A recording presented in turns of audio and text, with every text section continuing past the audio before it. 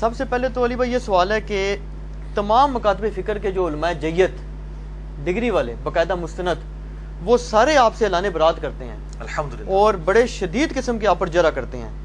تو پھر سوال یہ پیدا ہوتا ہے کہ آپ کا آخر اپنا فرقہ کون سا ہے اور آپ یہاں تک پہنچے کیسے ہیں؟ آخر آپ کا بھی تو کوئی بیک گراؤنڈ ہے.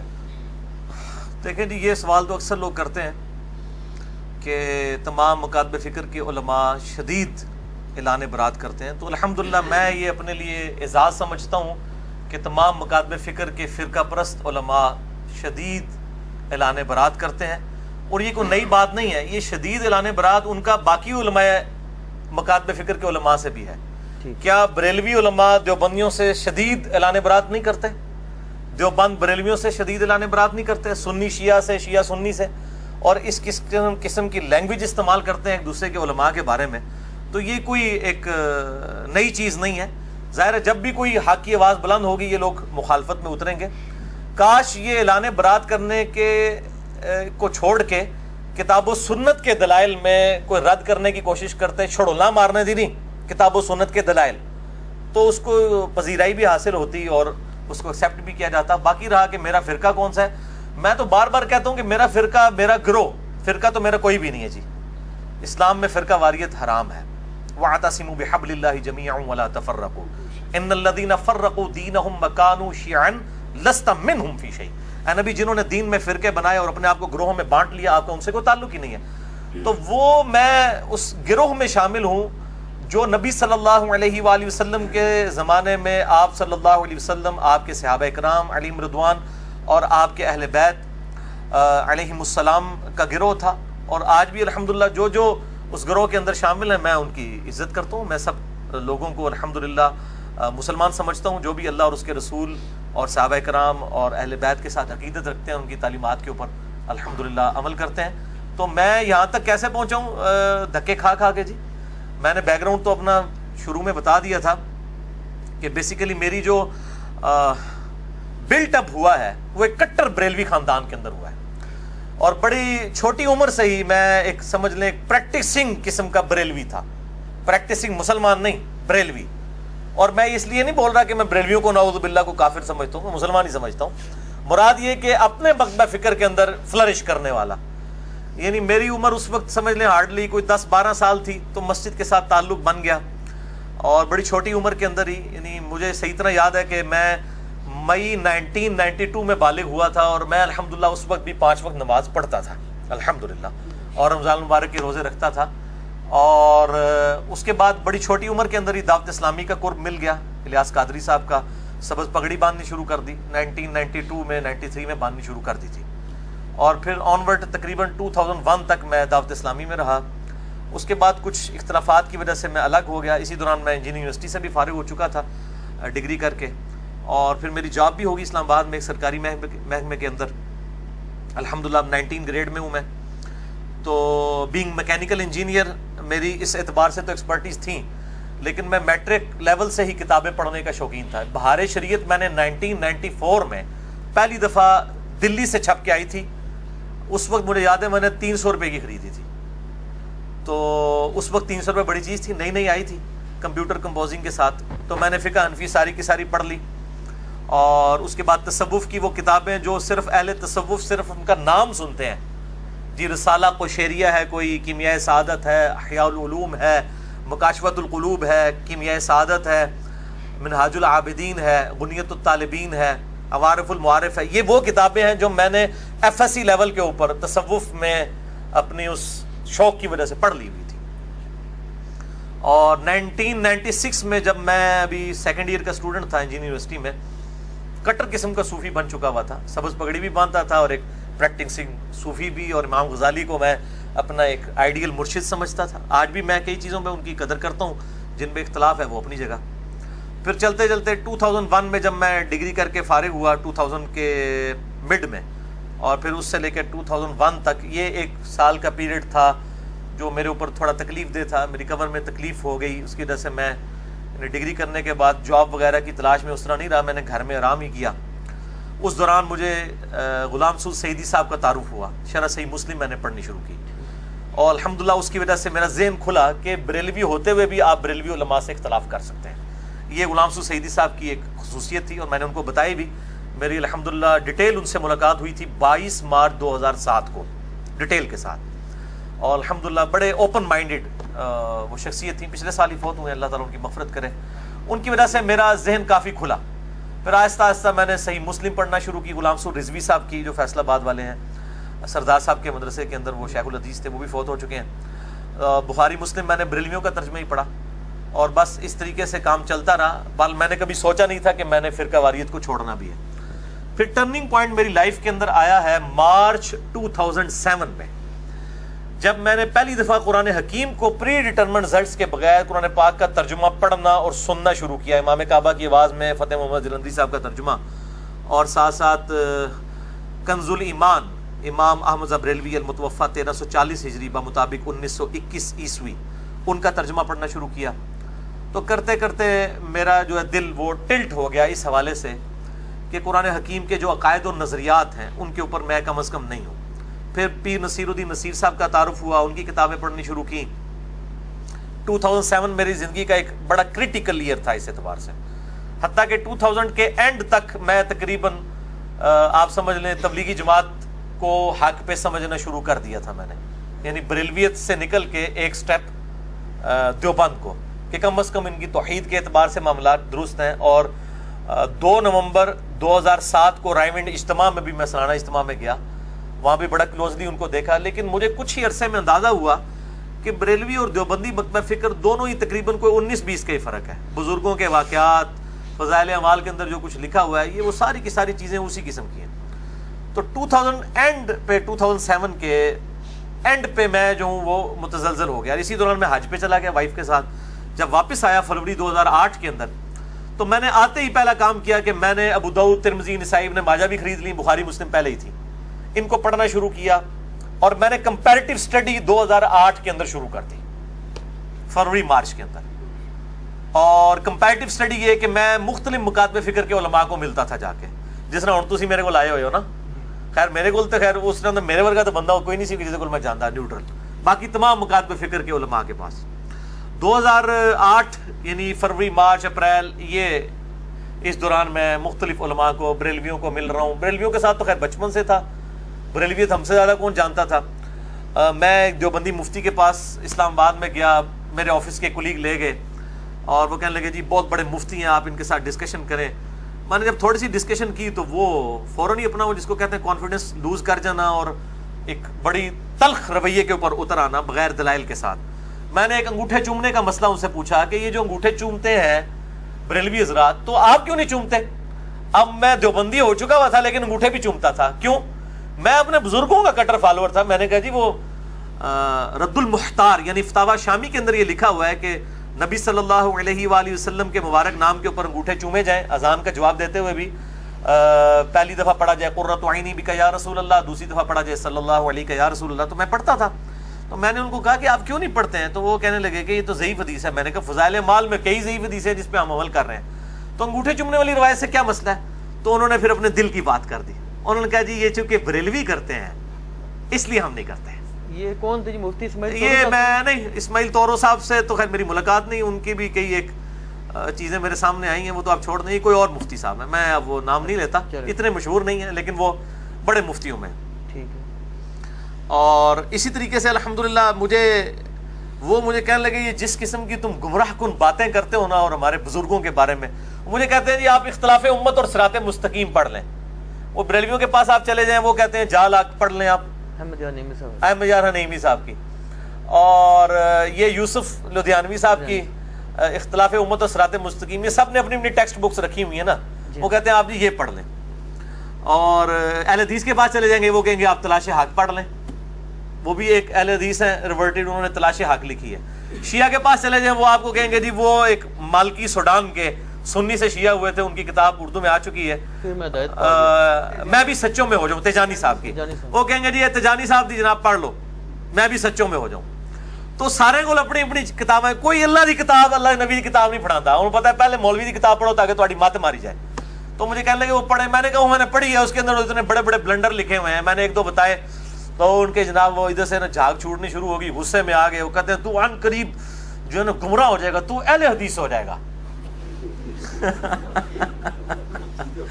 میں نے کہا جی میں تو اہل حدیث کو گمراہ سمجھتا ہوں، میں نے کیوں اہل حدیث ہونا ہے؟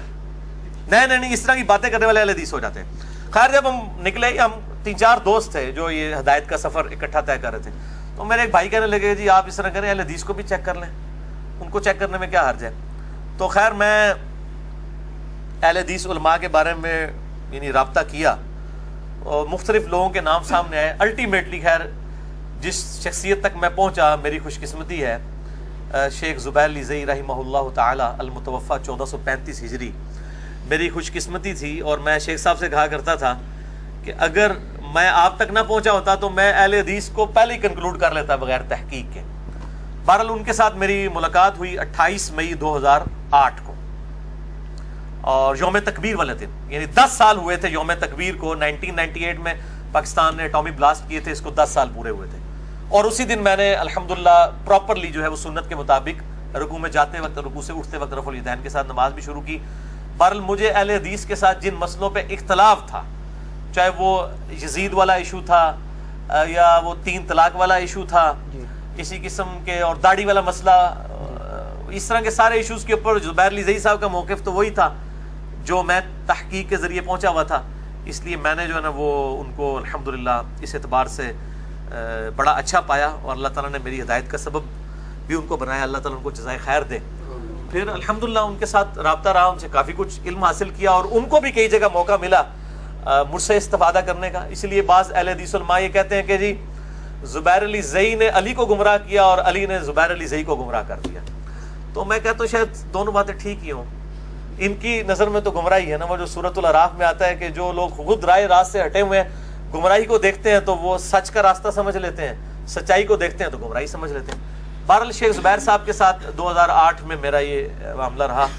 اسی دوران مجھے ایک اہل تشیع عالم کا تعارف ہوا، ثاقب اکبر صاحب کا، بڑے نیوٹرل پرسنالٹی ہیں۔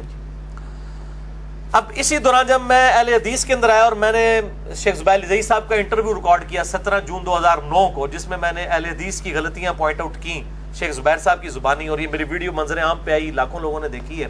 اس کی وجہ سے اہل حدیث علماء شیخ زبیر صاحب کے بھی خلاف ہو گئے، میرے بھی خلاف ہو گئے۔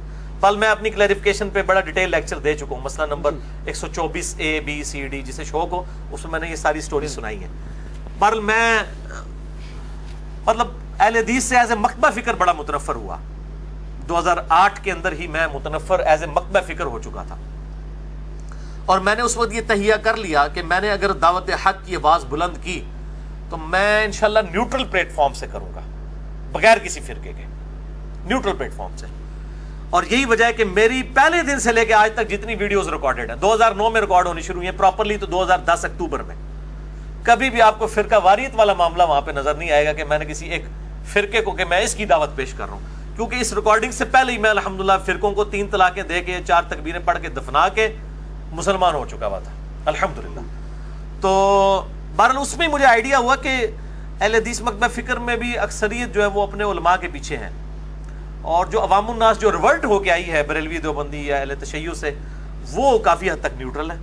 تو بہرحال میں آج بھی ببانگے دول کہتا ہوں کہ آج بھی مجھ سے کوئی پوچھتا ہے آپ نے سوال کیا تو میں الحمدللہ ببانگے دول کہتا ہوں کہ میں جتنے بھی مکاتبے فکر ہیں، اہل سنت کے آف شوٹس ہوں یا اہل تشیع کے آف شوٹس ہوں، حنفی شافعی مالکی حنبلی اثنا عشری ہوں، زیدیاں ہوں، اہل حدیث میں سب سے بہتر حق کے اہل حدیث کے منہج کو سمجھتا ہوں، مسلک اہل حدیث کو نہیں، منہج اہل حدیث کو، یعنی کتاب و سنت اور اجماع کو حجت ماننا۔ باقی جو اختلاف رائے ہے وہ اپنی جگہ رہتا ہے، ان سے صحیح الاسناد حدیث کی روشنی میں۔ بہرحال میں لیکن باقیوں کی میں تکفیر نہیں کرتا، باقیوں پہ کفر و شرک کے فتوے نہیں لگاتا، گستاخی رسول کے فتوے نہیں لگاتا۔ بہرحال جو گستاخیاں واضح ہیں وہ میں پوائنٹ آؤٹ کرتا ہوں۔ 2008 کے اندر ہی پھر میں نے اہل تشیع کے ایک نیوٹرل عالم جنہوں نے وہ کتاب پاکستان کے دینی مسالک لکھی ہے، ثاقب اکبر صاحب کو جانتے ہیں، البصیرہ، انہوں نے یعنی ایک اکیڈمی قائم کی ہوئی ہے، میں نے ان کے لیکچرز بھی سننے شروع کیے، لیکن وہ بھی مطلب ایک وہ آپ سمجھ لیں اہل تشیع کے طارق جمیل صاحب ہیں، جیسے سنیوں کے طارق جمیل صاحب ہیں، میٹھی میٹھی اخلاقی باتیں، تو یہی ہے، مطلب کوئی اختلافی موضوعات میں بات نہیں کرتے، لیکن ان کے قریب ہونے کا مجھے یہ فائدہ ہوا کہ مجھے اہل تشیع کے کلچر کو قریب سے دیکھنے کا موقع ملا، یہ کیسے سوچتے ہیں۔ ان کے ساتھ چونکہ سارے بڑے بڑے علماء رابطے میں ہوتے تھے، بلکہ اہل سنت کے بھی بڑے بڑے علماء، یہ جو ملی یکجہتی کونسل ہے، جب قاضی حسین صاحب اس کو سمجھ لیں لیڈ کر رہے تھے، اس زمانے سے وہ ان کے ساتھ ہیں، تو وہ کافی نیوٹرل ماشاءاللہ پرسنالٹی ہے ان کی, اب بھی ان سے رابطہ ہے, اور وہ موحد ہیں, توحید کا عقیدہ ان کا بڑا راسخ ہے. انہی کے ریفرنس سے شجاع عباس صاحب کے ساتھ بھی تعارف ہوا جی, اور اس طریقے سے مطلب اسٹڈی کرنی شروع کی. بہرحال خیر 2008 بھی اسی میں گزر گیا. 2009 میں نے کچھ لیکچرز ریکارڈ کرائے, کرتے کرتے 2010 اکتوبر میں میں نے پراپر قرآن کلاسز ریکارڈ کروانی شروع کی, اور 2010-11 ہی میں یہ یوٹیوب پہ اپلوڈ ہوئی, اور پھر لیکچرز آنا شروع ہوئے. یہ پورا سفر ہے. اب میں جس جگہ پہ پہنچا ہوں شاہ جی, وہ یہی ہے کہ میں بریلوی, دیوبندی, اہل حدیث, اہل تشیع, اس طرح عشری ہوں چاہے زیدیاں ہوں, اسی طریقے سے حنفی, شافعی, مالکی, حنبلی, سب کو الحمدللہ اپنا مسلمان بھائی سمجھتا ہوں, دلی محبت کرتا ہوں, اختلاف رائے رکھتا ہوں, اسلام سے کسی کو نہیں نکالتا, سوائے اہل سنت کا جو آف شوٹ ہے قادیانی, اور اہل تشیع کا آف شوٹ جو ہے نصیریہ. ان دو فرقوں کے علاوہ میں تمام مکاتب فکر کو مسلمان سمجھتا ہوں. اور یہ ہو سکتا ہے بعض لوگوں کو بات بری لگے کہ اہل سنت کا آف شوٹ قادیانیت, کیونکہ قادیانیت فرقہ جو ہے وہ اہل سنت ہی میں سے نکلا ہوا ہے, اس لیے میں آف شوٹ کہہ رہا ہوں. اور اس پہ اہل سنت پہ کوئی قدغن نہیں لگائی جا سکتی, وہ ان کو اسلام سے خارج کر چکے ہیں. اس طریقے سے اہل تشیع بھی نصیریہ کو, جو سیدنا علی کے لیے الوہیت کا عقیدہ رکھتے ہیں, وہ اسلام سے نکال چکے ہیں. تو یہ شاہ جی ایک مختصر. اچھا علی بھائی, اس میں تھوڑی سی کنٹرڈکشن آ گئی, تو میں آپ کے بارے میں بڑی اسٹڈی کر آئی ہوں, کہ ایسے نہیں آ گیا آپ سے کویشچن آنسر کرنے. وہ یہ ہے کہ آپ نے فرمایا کہ میں شروع سے میرا یہ موقف رہا ہے کہ میں کسی جماعت کی طرف سے اپنی افیلیشن نہیں کروں گا, لیکن اس میں کنٹرڈکشن یہ ہے کہ زبیر علی زئی صاحب سے جب آپ نے انٹرویو کیا تو اس میں, یا اس کے علاوہ شاید ایک تو انٹرویو تھا, ایک اور آپ کی ریکارڈنگ تھی, غالباً دونوں میں ایسے ہے کہ آپ نے انٹروڈکشن کرایا کہ جی ہم نے فلاں تحریک کو ہم آئے, اور آپ نے کیا لفظ استعمال کیا, کتاب و سنت کا منہج, سنت کے منہج کو کیا, سلف کے منہج. تو زبیر صاحب نے کہا جی اس کا مطلب پہلے حدیث ہو گئے, تو آپ نے فرمایا الحمدللہ. بالکل ٹھیک ہے, الحمدللہ. آج آپ حنیف قریشی صاحب سے بھی شاہ جی پوچھیں نا کہ آپ اہل حدیث ہو, کہیں گے ہاں جی اسی اہل حدیث ہیں, وہابیاں اہل حدیث نہیں ہیں. میں نے اس وقت بھی جو لکھ کے دیا تھا, اہل حدیث تو نہیں لکھ کے دیا تھا. شیخ زبیر صاحب نے جو چٹ پڑھی ہے اس میں الفاظ تھا کتاب و سنت کا جو منہج ہے وہ سلف کے فہم کے مطابق اڈاپٹ کیا. اتنا لمبا جو جملہ لکھا تھا اس کی بجائے میں اہل حدیث ہی لکھ دیتا نا, میں اسی وقت اس چیز کے خلاف ہو چکا تھا.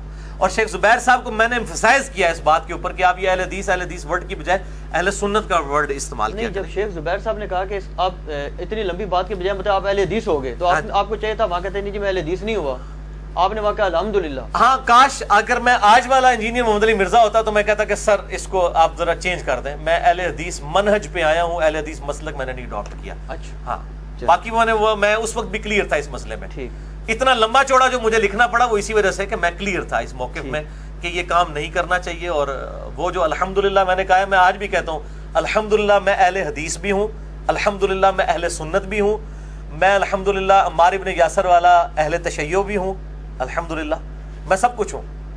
اور میں تو اکثر کہتا ہوں کہ امام شافعی کہتے ہیں نا, ان کان رفضا حب آل محمد فلیشهد الثقلان انی رافضی, اگر اہل بیت کی محبت کا نام رافضی ہونا ہے تو لوگ جنوں انس اس پر گواہ ہو جائیں کہ میں رافضی ہوں. تو میں بھی یہی کہتا ہوں کہ اگر نبی صلی اللہ علیہ وآلہ وسلم کی محبت کا نام بریلویت ہے, میں بریلوی ہوں.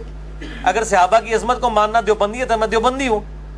اگر جو ہے وہ توحید کے اوپر ایمفسائز کرنا, کتاب و سنت کو ایلیٹ ماننا باقیوں کے نظریات کے مقابلے پر بزرگوں کے, اہل حدیث میں اہل حدیث ہوں.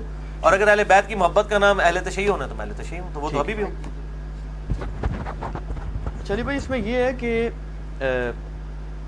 رسول پاک صلی اللہ علیہ وسلم کی صحیح حدیث ہے کہ 73 فرقوں والی. اب اس میں ایک ہے فرقہ ناجیہ. فرقہ ناجیہ کے متعلق یہ ہے کہ یا تو وہ بریلوی ہوں گے, یا دیوبندی ہوں گے, یا شیعہ ہوں گے, یا اہل حدیث ہوں گے, یا زیدی ہوں گے, یا جس کو بھی آپ کر لیں. یہ نہیں ہو سکتا کہ صرف آپ ہوں, یا آپ کے ہمارے جیسے فالوور ہو جائیں, یا مفتی ساق صاحب ہو جائیں, یا ان کے فالوور ہو جائیں. ٹھیک ہے. اور یہ بھی نہیں ہو سکتا کہ 1400 سال تک کوئی فرقہ ناجیہ گزرا ہی نہیں. اس کا کیا جواب دیں گے آپ کو؟ یہ سوال جواب تو تب میں دوں نا جب میرے بھائی میں اپنے علاوہ باقیوں کو کافر کہہ رہا ہوں.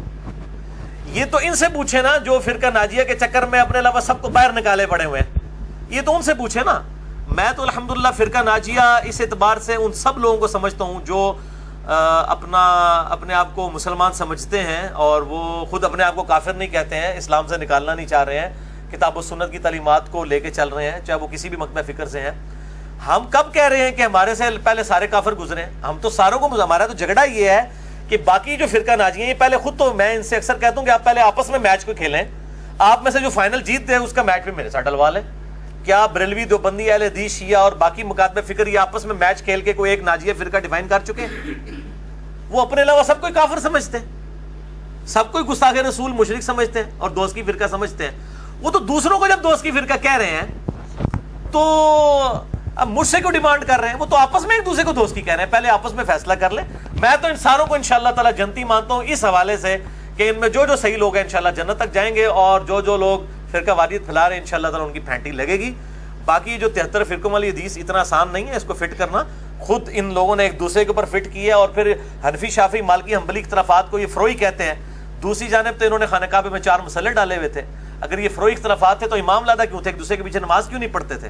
اگر سنی مانتے تھے سب آپس میں تو یہ 4 انہوں نے اماموں کے نام کے اوپر مسلے کیوں کھڑے کیے ہوئے تھے؟ اور فقہ کی کتابوں میں آپ جائیں تو فقہ حنفی کتابوں میں یہاں تک لکھا ہے کہ اگر کوئی شافعیہ عورت بیاہ کے اپنے گھر لائے تو ایسا ہی ہے جیسے کوئی یہودیہ بیاہ کے لائے. فتاوی الامگیریہ کے اندر باقی کتابوں کے اندر یہ ریفرنسز موجود ہیں. تو یہ بات ہی کرتے ہیں صرف، باقی ایک دوسرے کو پکا گناہ سمجھتے ہیں. یہ تو آپ نے میری بات کی پھر تصدیق کر دی نا. ان کا تو موقف ہے بالکل کلیئر. مثلا ان کا موقف یہ جی ہمارا یہ گروہ ہے، یہ ہمارے علماء ہیں، ہم حق پر ہیں، ہم فرقہ ناجیہ، باقی سارے جنمی ہیں. آپ کا وہ حساب ہے کہ وہ ہمیں کہتے ہیں جی کہ ادھر کی اینٹ ادھر کا روڑا بان متی نے کنبا جوڑا، کہ جناب یہ شیعوں سے لے لیا، یہ دیوبندیوں سے لے لیا، یہ بریلویوں سے لے لیا. وہ کہتے ہیں یہ فکر کبھی دنیا میں رہی آج تک؟ جی بریلوی دیوبندی اہل حدیث شیعہ سے ہم نے کب کوئی چیز لی ہے؟ ہم تو اہل سنت کی مین سٹریم کی کتابوں سے چیزیں لے رہے ہیں. اگر امام بخاری امام مسلم کی کتابوں سے ہم کو ریفرنس آپ کو پیش کرتے ہیں تو یہ اگر آپ اس روڑے کو آپ سمجھتے ہیں کہ یہ کوئی رانگ نمبر ہے تو آپ امام بخاری امام مسلم کو رانگ نمبر کہیں نا، مجھے تو نہ کہیں. ہم تو اسی لیے کہتے ہیں پھر یہ ٹنی ہے.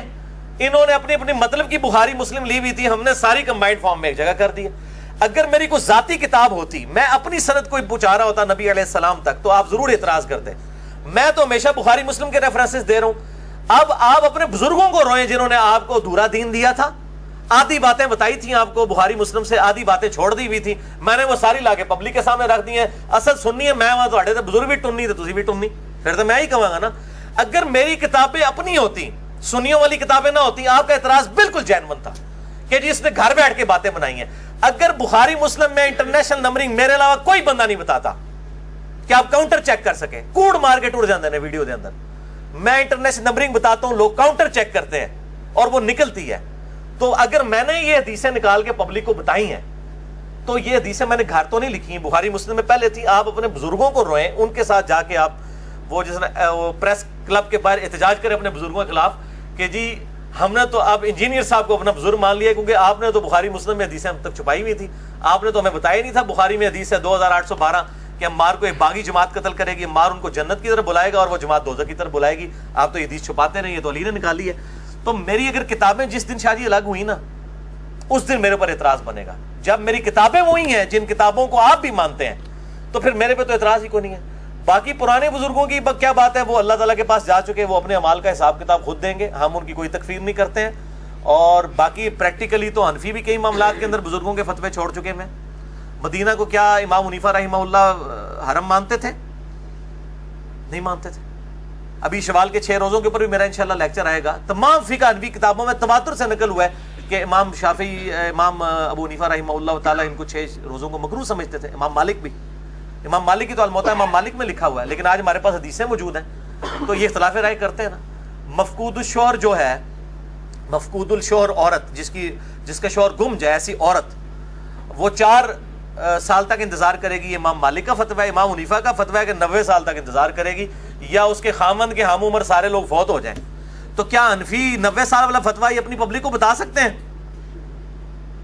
فتویٰ تو امام مالک کے فتوے کے اوپر دے رہے ہیں. تو یہ ادھر کی اینٹ ادھر کا روڑا تو یہ خود بھی لگا رہے ہیں. ہم تو دلائل کے اوپر بات کرتے ہیں. پہلے سب سے پہلے ہمارے عقائد بتائیں کہ ہمارا کون سا عقیدہ کتاب و سنت کے خلاف ہے. کتاب و سنت کے، بزرگ بابوں کے نہیں، ان کا ہم کوئی ذمہ دار نہیں. کیوں؟ یہ آپس میں بھی ایک دوسروں کے بزرگوں کو نہیں مانتے. امام ابو حنیفہ رحمہ اللہ تعالیٰ کا نام تحقیر کے ساتھ لیا کرتے تھے احمد بن حنبل. ایلو لے جو میرے کو کوڑیاں گلا سنیے سر. مسند احمد میں موجود ہے، اپنے بیٹے سے حدیث بیان کر رہے ہیں اور کہتے ہیں وہ ابو فلانا کہتا تھا. ابو حنیفہ بھی نام نہیں لیا. تو پھر بیٹے نے پوچھا کینوں فلانا کہتے پہ فلانا، جسے پنجابی فلانا ٹینگا کہہ دینے نا. انہوں نے کہا میں ابو حنیفہ کو کہہ رہا ہوں. اس طرح تحقیر کے ساتھ یہ نام لیتے تھے. بالکل جھوٹی باتیں کرتے ہیں کہ جی وہ ان کی قبر پہ جاتے تھے رفع دین چھوڑ دیتے تھے، ان کی قبر پہ جاتے رفع دین کرتے تھے. بالکل جھوٹ مالتے ہیں، بالکل جھوٹ بولتے ہیں، ایک دوسرے کے اوپر اتنی جرح کرتے ہیں. میں جرا کے اوپر پورے لیکچر دے سکتا ہوں کہ انہوں نے ایک دوسرے کو پوڑ کے رکھا ہوا ہے. تو پھر یہ جب آپس میں ایک دوسرے کے ساتھ یہ کچھ کرتے رہے ہیں تو ہم سے کوئی ایکسپیکٹ کرتے ہیں؟ ہم بھی اختلاف رائے کرتے ہیں. میں امام حنیفہ، امام شافعی، امام احمد حنبل، امام مالک کے قدموں کی خاک بھی نہیں ہوں، لیکن نبی صلی اللہ علیہ وآلہ وسلم کے ٹائٹل پہ ان کو فائز نہیں کر سکتا. جی اچھا جی، علی بھائی آپ نے یہ ذکر کیا جو امام شافعی کا قول ہے، یہ جو اشعار ہے، یہ پبلک سوال نہیں ہے. میں سمجھ گیا ہوں آپ کی بات. ہاں اس کو چھوڑ دیں آپ. یہ پبلک سوال نہیں ہے. اچھا ہاں یہ تواتر کے ساتھ نقل ہوئی نہیں ہاں چیز. چھوڑ بالکل دیں اس کو. بالکل. اور دوسرا یہ کویسچن ہے کہ جو جتنے بھی فرقے ہیں، جس طرح سے علی نقوی بھائی نے یہ کہا کہ وہ اپنے آپ کو فرقہ ناجیہ سمجھ کے پروموٹ کرتے ہیں پبلک میں بھی جتنے بھی ہیں، تو ایک بندہ جو جس طرح سے آپ نے تحقیق کی اور آپ ایک پبلک لیول تک پہنچے، تو ایک بندہ جو اپنے گھر میں بیٹھ کے کر رہا ہے وہ بالکل ڈسٹنگوشڈ ہے، تو کیا وہ فرقہ ناجیہ میں شمار کیا جائے گا؟ کیوں نہیں شمار کیا جائے گا میرے بھائی؟ اگر وہ قرآن حکیم پڑھتا ہے، خواہ اپنے مکتبہ فکر کا پڑھ لے، بریلوی ہے تو بریلویوں کا پڑھ لے، دیوبندی ہے دیوبندیوں کا پڑھ لے، شیعہ ہے شیعوں کا پڑھ لے، اہل حدیث ہے اہل حدیثوں کا پڑھ لے، اس کے بعد اپنے عقیدوں کو ان کے مطابق کر لے، تو وہ فرقہ ناجیہ میں شامل ہے. اگر یعنی قرآن کا پہلا صفحہ کہہ رہا ہے ایاک نعبد و ایاک نستعین، اس کا ترجمہ بریلویوں نے بھی وہی کیا ہے، اہل حدیث نے بھی وہی کیا ہے، دیوبند نے بھی وہی کیا ہے. کسی نے شیطان سے مدد نہیں مانگی ہوئی ہے، نہ کسی نے اس میں ترجمے میں لکھا ہے کہ ہم یا علی مدد یا شیخ عبد القادر جیلانی مدد بھی کہتے ہیں. تو سب کے سب مان ہی رہے ہیں نا، تو اس کے اوپر عمل کریں، اس میں کوئی مسئلہ نہیں ہے. لیکن وہ ترجمہ اپنا پڑھیں. اور یہ جو کہتے ہیں نا وہ ترجمے اپنے اپنے لوگوں نے کیا، ہم کہتے ہیں آپ اپنا ہی پڑھ لیں، چھوڑ دیں باقیوں کو. جی شاہ جی. اچھا علی بھائی ایک سیدھا سا جواب دینا ہے اپنے بات کا، کوئی لمبی چوڑی سوال نہیں ہے. ہمیں بھی لوگ ایسی بات کرتے ہیں پھر چپ ہو جاتے ہیں ہم. آپ یہ بتائیں کہ آپ مجتہد ہیں یا نہیں ہیں؟ شاہ جی تسی میرے وکیل کیوں بنے ہوئے ہو؟ مجھے یہ نہیں سمجھ آتی. نہیں آج تو آپ عدالت میں ہیں نا، پھر عوام کی عدالت میں آپ. ٹھیک ہے عوام کی عدالت میں آپ مجتہد ہیں یا نہیں؟ ادھر لگا رہے ہیں، آپ کی بات بہت زیادہ اونچی ہو جائے گی. اوپر والے پورشن میں اوپر لگائیں ادھر. لیکن آپ جو بات چیت کر رہے ہیں یہ سارا اجتہاد ہے. جی ہاں دیکھیں، اگر میں نے کوئی تنظیم کھڑا کی ہے، کوئی فرقہ کھڑا کیا ہے، میں کوئی چندہ باکس آپ کے حوالے کر رہا ہوں یا آپ کو چندے کی کوئی میں لسٹ دے رہا ہوں کہ آپ میرے نام کے اوپر یہ چیزیں اکٹھی کریں، پھر تو آپ ضرور کریں. ہم کب کہہ رہے ہیں کہ آپ ہمیں فالو کریں؟ ہم تو مسلمانوں کی مسجد میں ہی نماز پڑھتے ہیں. میری 2 نمازیں جو ہیں بریلویوں کی مسجد میں دیوبندیوں کی مسجد میں ہوتی ہیں جو میرے گھر کے قریب ہے، اور 3 نمازیں میری اہل حدیث کی مسجد میں ہوتی ہیں، کبھی بریلویوں کی مسجد میں بھی ہو جاتی ہے. تو مختلف، میں شیعہ کی مسجد میں بھی چلا جاتا ہوں کبھی کبھار مجھے موقع ملے. تو میں تو سارے مسلمانوں کی مسجدوں میں ان کے اماموں کے پیچھے نماز پڑھ رہا ہوں. تو مجھے کس چیز کا میرے پر غصہ نکالا جا رہا ہے کہ جی آپ مجتہد ہیں، یہ ہیں وہ ہیں؟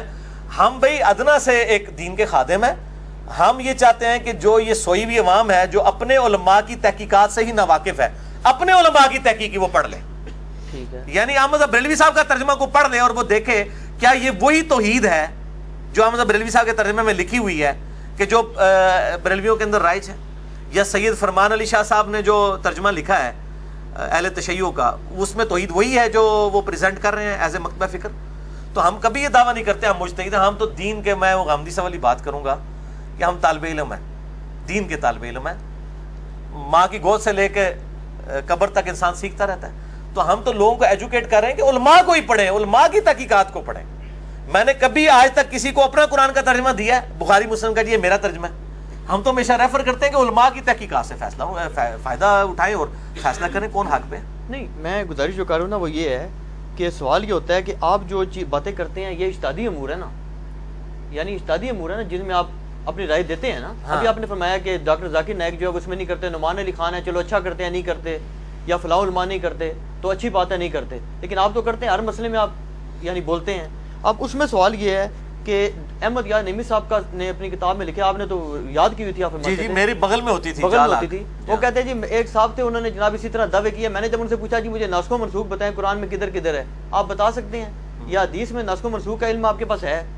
نہیں تو اس سے اینڈ رزلٹ کیا نکالنا چاہتے ہیں کہ امام حنیفہ کے مقلد ہو جائیں؟ نہیں مطلب وہ یہ کہتے ہیں نا، کوکب نورانی صاحب سے وہ بول ٹی وی پر سوال ہوا، انہوں نے کہا جی آپ جاہل ہیں، انہوں نے کہا جی نہیں میں عالم، لیکن اس درجے کا میں عالم اپنے آپ کو نہیں مانتا، میں تقلید کرتا ہوں.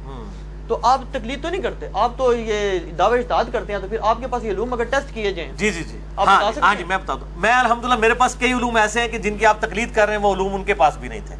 کئی علوم ایسے بھی ہیں میرے پاس الحمدللہ. قرآن حکیم کی جو آیات سائنس کے ساتھ تعلق رکھتی ہیں وہ الحمدللہ ہمیں سائنس جو ہے وہ امام مالک، امام شافعی، امام احمد حنبل، امام مالک، امام حنیفہ سے زیادہ ہی آتی ہے الحمدللہ.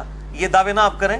مسئلہ یہ ہے کہ کیا یہ جو دعوے کر رہے ہیں کہ آپ تقلید کریں، کوکب نورانی صاحب ہوں یا تقی عثمانی صاحب ہوں، تو یہ جو تقلید جن مسئلوں میں کر رہے ہیں اپنے بزرگوں کی، ان سے پوچھیں وہ تو مسئلے آج ابسلیٹ ہو چکے ہیں. آج کے دور کا مسئلہ ہے ویڈیو کیمرے کا مسئلہ. یہ بتائیں امام حنیفہ نے کہاں لکھا ہے؟ میں تقلید کرنے کے لیے تیار ہوں. دکھائیں شاہ جی، آپ دکھا دیں. آج کے دور کا مسئلہ ہے انتقال خون کا مسئلہ، مجھے امام مالک کی کسی کتاب سے دکھائیں. آج کے دور کا مسئلہ ہے گردوں کی ٹرانسپلانٹ کا مسئلہ، قطبین پہ نماز کا مسئلہ، ہوائی جہاز میں نماز کا مسئلہ. یہ مسئلے اگر اماموں سے دکھائیں تو میں مقلد ہونے کے لیے تیار ہوں. وہ میرے دور کے انسان نہیں ہے نا. میرے جو مسائل ہیں اس وقت وہ ان کا سلوشن ان کے پاس نہیں ہے. وہ سلوشن کون دے رہے ہیں؟ آج کے علماء دے رہے ہیں نا. تو ان کو چاہیے پھر یہ امام حنیفہ کی بجائے آج کے علماء کا اپنے آپ کو مقلد ڈکلیئر کریں نا. یہ امام حنیفہ کا مقلد کیوں کہہ رہے ہیں؟ مسئلے تو ان کے مان رہے ہیں، مسئلے تو ان لوگوں نے لکھے ہیں. تو پھر یہ کہیں گے نہیں جی اجتہاد کا دروازہ قیامت تک کھلا ہے. تو ہم بھی کہہ رہے ہیں اجتہاد کا دروازہ قیامت تک کے لیے کھلا ہوا ہے. ٹھیک ہے. تو یہ آپس میں بھی اختلافات. ان سے پوچھیں کہ آپ امام حنیفہ سے بڑے عالم ہیں جو آپ نے ان کا وہ مفقود الشعور والا فتویٰ بدل کے 90 سال والا 4 سال کر دیا ہے. تقی عثمانی صاحب امام حنیفہ سے بڑے عالم دین ہیں جو انہوں نے فتویٰ بدل لیا. نہیں، وہ کہتے ہیں جی ہم نے امام مالک کا لیا نا، ہمیں کو اپنا اجتہاد تو نہیں کیا. نہیں، لیکن تقلید تو ختم ہو گئی نا آپ کی. ہم بھی یہی کر رہے ہیں کہ جس مسئلے میں امام مالک کا فتویٰ ٹھیک ہے ہم لیتے ہیں. اچھا، ہاں بالکل. ہمیں یہ بتائیں کہ ہم نے کون سا ایسا عقیدہ اڈاپٹ کیا ہے یا ایسا کون سا فقہ کا مسئلہ اڈاپٹ کیا ہے جو اہل سنت کے مین سٹریم کے علماء کا نہیں رہا. جب یہ خود بدلتے رہتے ہیں اپنے فتوے، تو اگر ہم بھی دلائل کی روشنی میں لیتے ہیں، اگر میرے نزدیک یہ ہے کہ خون نکلنے سے وضو نہیں ٹوٹتا، تو یہ میرے عقیدے کا تو اکیلے کا تو عقیدہ نہیں تھا. تو امام شافعی کا بھی یہ موقف ہے، امام بخاری کا بھی یہ موقف ہے. اور یہ موقف میں نے ان کی وجہ سے نہیں مانا، میں نے ابو داؤد کی اس حدیث کی وجہ سے مانا ہے کہ جو ایک صحابی کو پیرے پہ کھڑا کیا تھا، ان کو تیر لگتے رہے، خون نکلتا رہا، انہوں نے نماز اپنی مکمل کی. اور یہ اکثر کہہ رہے ہوتے ہیں کہ جی وہ بعض تھوڑی دیر کے لیے شافعی ہو جاتے ہیں، ساتھ حنفی ہو جاتے ہیں. بھائی ہم ہر معاملے میں نبی علیہ السلام کے ساتھ ہیں. یہ ہمیں امام شافعی نے تو مسئلہ نہیں بتایا، یہ تو نبی صلی اللہ علیہ وسلم کے صحابہ نے بتایا. اس طرح بیوی کو ہاتھ لگانے سے وضو ٹوٹ جاتا ہے، امام شافعی کا موقف یہ غلط ہے، امام حنیفہ کا صحیح ہے. تو نہ امام حنیفہ کروں لے کے آئے مسئلہ تھے، نہ امام شافعی کروں لے کے آئے.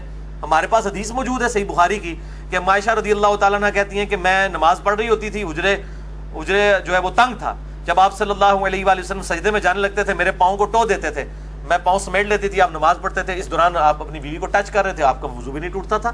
تو ہم تو اس مسئلے میں امام حنیفہ کے ساتھ ہیں، اس لیے کہ ان کا مسئلہ حدیث کے مطابق ہے.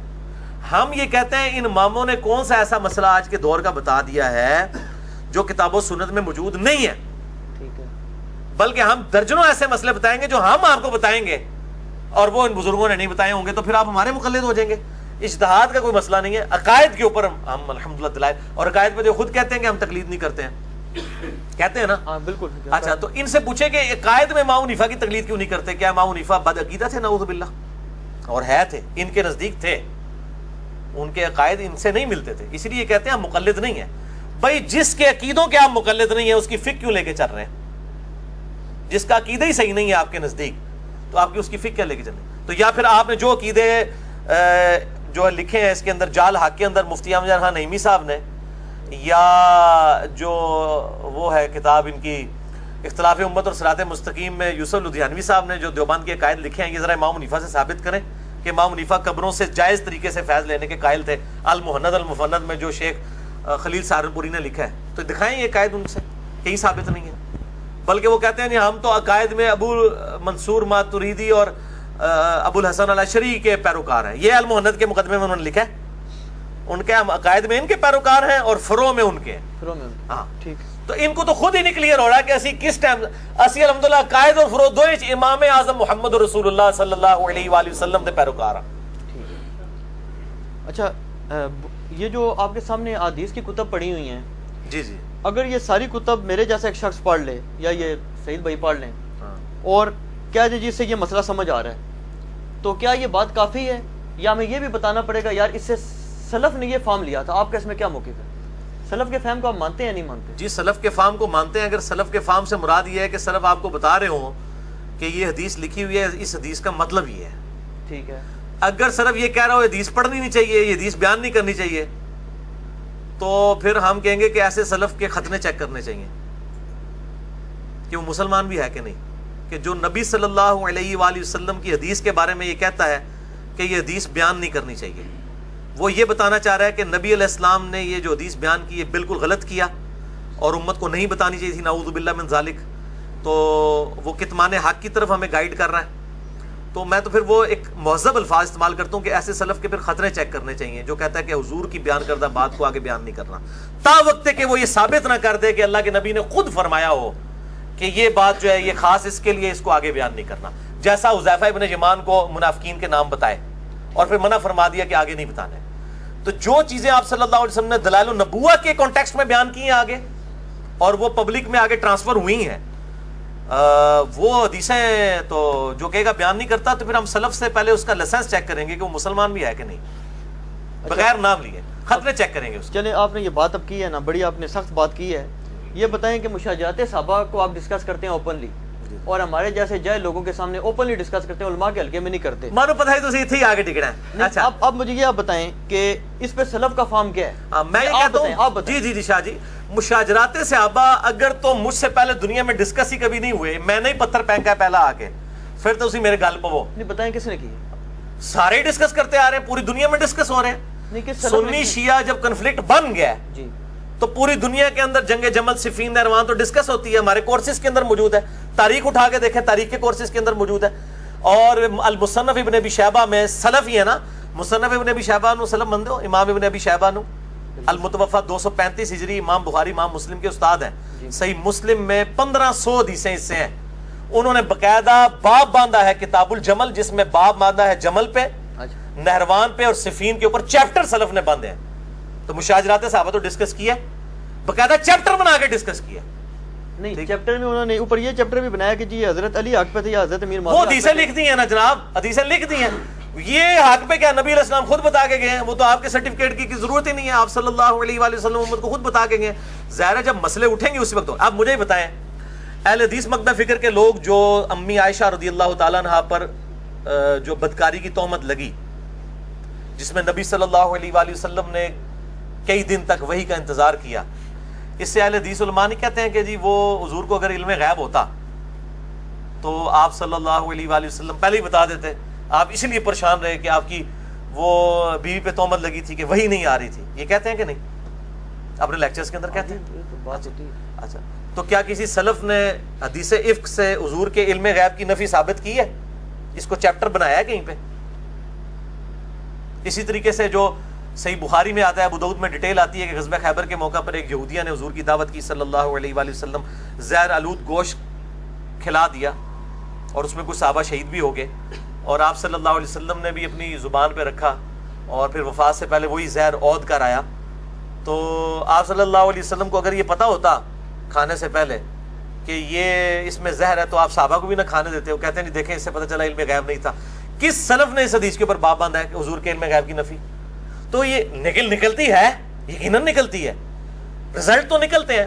وہ کہتے ہیں جی چونکہ اب فتنے اٹھے ہیں تو رزلٹ بھی نکالنے پڑ رہے ہیں۔ اب بھی فتنے اٹھے ہیں، جب انٹرنیشنل لیول کے اوپر فیس بک پہ یوٹیوب کے اوپر خلفائے راشدین کی پرسنالٹیز کو ملائن کیا جا رہا ہوگا تو ہم ان کا دفاع نہیں کریں گے، کرنا پڑے گا۔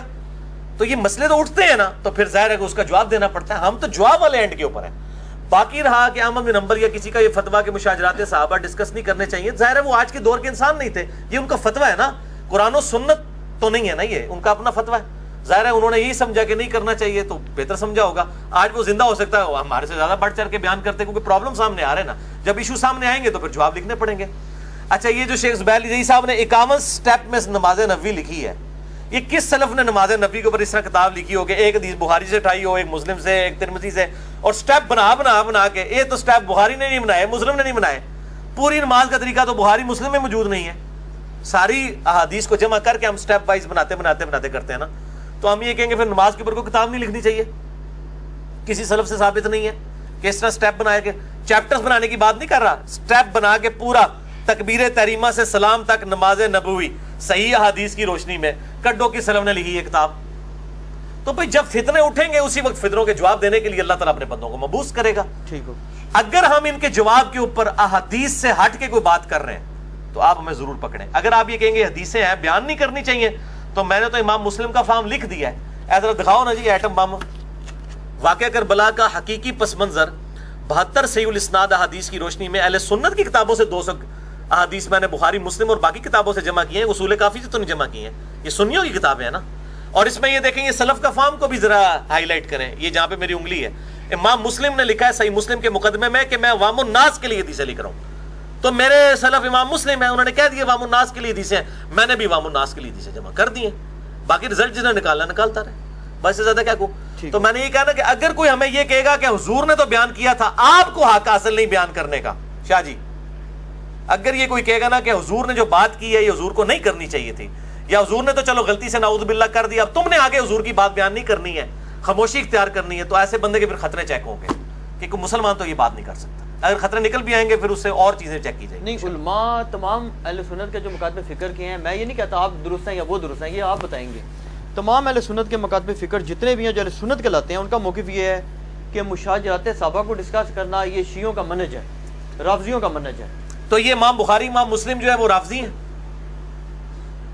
انہوں نے جو حدیثیں نقل کی ہیں جو میں نے اس میں پمفلٹ میں بیان کی ہیں, ان کو رافضی کہیں گے. یہ تو امام بخاری اگر نہ حدیث لکھ کے جاتے مجھے نہ پتہ چلتا, یا پھر یہ کہہ دیں گے ان حدیثوں کو بیان کرنا حرام ہے تو بخاری کو بھی پکڑے, پھر یہ ترجمہ بھی نہ کیا کریں ان حدیثوں کا. میں نے پبلک آسانی کی خاطر اہل سنت کا منہج, جس سے پہلے کہ ہمیں کو رافضی آ کے پڑھائے اہل سنت کا منہج, میں نے اہل سنت کی کتابوں میں تو خدمت کی ہے, یہ تو امت لیول کی خدمت ہے, یہ تو خلافت و ملوکیت اتنی بڑی خدمت نہیں ہے جو میں نے یہ پمفلٹ لکھا ہے کہ میں نے اہل سنت کی کتابوں سے سنیت کا مقدمہ پیش کر دیا. اس کا مطلب ہے آپ واک آؤٹ دینا چاہتے ہیں رافضیوں کو کہ آپ کا مقدمہ کمزور ہے. اگر میں نے یہ اپنے گھر بیٹھ کے یہ کتابیں بنائی ہوں خود, پھر تو میں مجرم ہوں. تو میں نے تو اہل سنت کا مقدمہ اہل سنت کی کتابوں سے پیش کر دیا. ڈسکس تو امام بخاری امام مسلم نے کیا ہوا ہے, سکیٹرڈ فارم میں تھی, میں نے ایک جگہ جمع کر دی, جس طرح آپ نے بھی کہی ہے کہ سکیٹرڈ فارم میں چیزیں موجود تھی, ایک جگہ ٹاپک کے طور پہ جمع کر دی. تو اس میں کون سا حرج والی بات ہے؟ اس سے جو رزلٹ نکالے ہیں ہم نے, اگر آپ ان رزلٹ سے اختلاف کرتے ہیں تو وہ آپ کا حق حاصل ہے. ہم یہ کہتے ہیں ہم حدیث لکھ رہے ہیں, آپ اس پہ رزلٹ خود لکھتے ہیں, حالانکہ ان کو پتہ ہے ان کی ضرورت بھی نہیں رزلٹ لکھنے, ان کو پتہ ہے جو حدیث میں لکھا ہے وہی رزلٹ ہے. اچھا, اور میں یہ کلیئر کر دوں کہ میں تمام صحابہ اکرام رضوان کی عزت کرتا ہوں اس حوالے سے کہ میں ان کو حضور کی صحبت کی وجہ سے رضی اللہ تعالیٰ عنہ کہتا ہوں, حتیٰ کہ حضرت معاویہ, حضرت عمر بن عاص, حضرت بصر بن ابی ارطا اور حضرت مغیرہ ابن شعبہ رضی اللہ عنہم اجمعین, میں سب کو صحابی مانتا ہوں الحمدللہ ڈنکے کی چوٹ پہ, اور ہر لیکچر میں یہ کہتا ہوں. لیکن اس صحابیت کی بنیاد پہ جو کچھ امت کے ساتھ انہوں نے کیا, اور نبی صلی اللہ علیہ وسلم نے پہلے ہی بتا دیا کہ یہ کچھ کریں گے بخاری مسلم کی حدیث کی روشنی میں, آن دا بہاف آف پروفٹ میں ان سے اختلاف رائے رکھتا ہوں. میری مجھ نہیں کسی نے پائی کھولی, میرے ذاتی کسی نے کوئی مسئلہ نہیں ہے. دین کے ساتھ جس نے معاملہ بگاڑا ہے, اور حضور خود کہہ کے گئے ہیں, اب مجھے بتائیں کوئی شخص اپنی بیوی کے بارے میں یہ اوپنلی بات کرے گا کہ میری بیوی یہ کام کرے گی, اور اللہ کے نبی نبی ہیں اور کہہ رہے ہیں کہ میری بیوی پہ حوض کے کتے بھونکیں گے, حدیث متواتر ہے, اما عائشہ پہ جب بھونکے تو ان کا میں واپس جاؤں گی, جمل کے لیے نہیں جاؤں گی. اللہ کے نبی صلی اللہ علیہ وآلہ وسلم نے سیدہ عائشہ کے بارے میں اتنی بڑی بات امت تک پہنچائی ہے, تو یہ دروازہ تو آپ نے کھولا نا, نعوذ باللہ. They are trying to teach their prophet صلی اللہ علیہ وآلہ وسلم. میرا خیال ہے کافی ہے. اور یہ ان جاہلوں کی آپ کی باتیں, یہ آپ جن جاہلوں کی باتیں پیش کر رہے ہیں نا, ان کو کوئی آٹے میں نمک بھی نہیں ہے. ہماری آواز الحمدللہ ملینز آف پیپل تک پہنچی ہے. لوگ کہتے ہیں جی بڑی آپ کے خلاف کلپ دیکھتے ہیں, لیکن جب آپ کی کوئی بات سنتے ہیں وہ جب کاؤنٹر چیک کرتے ہیں نکلتی ہے, باقی جتنی بات کرتے ہیں وہ نکلتی نہیں ہے. آپ بات نہیں, تو اس کو کنکلوڈ, اس کو چھوڑ دیں ادھر. میں نے 100 سوالات جو آپ سے 157 مسئلہ ریکارڈ کروائے, اس میں اس ایشو کے اوپر بول چکا ہوں, لہٰذا اس کو میرا خیال ہے ان چیزوں کو اسکپ کریں آپ اور سوالات کریں.